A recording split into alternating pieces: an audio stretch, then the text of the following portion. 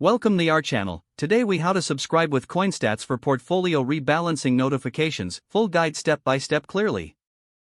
Start by opening the CoinStats app or website. Log into your CoinStats account, or create a new account if you don't have one. Navigate to the portfolio section of the app. Select the portfolio you would like to manage.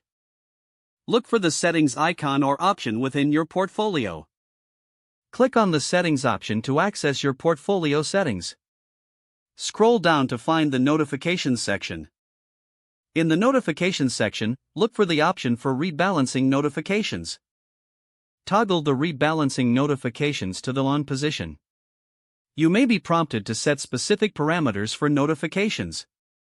Set your preferred criteria for portfolio rebalancing alerts. Confirm your settings to save your changes. Once saved, you should receive notifications based on your specified criteria. Check your notification settings to ensure they are configured correctly. If the page does not load, refresh the browser or try again in a private or incognito window. Make sure you are using the correct email address, then retype it carefully to avoid small typos. If your password is not accepted, use the reset option and create a new strong password you can remember. Check your spam folder for verification or security emails, then complete any requested confirmation steps. Enable two-factor authentication if available to improve account security and reduce unauthorized access risk.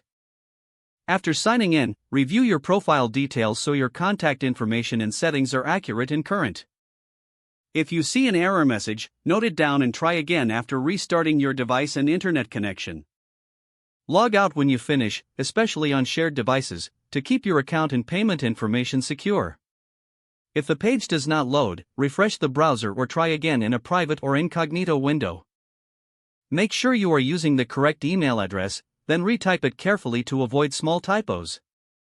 If your password is not accepted, use the reset option and create a new strong password you can. Check your spam folder for verification or security emails, then complete any requested confirmation steps.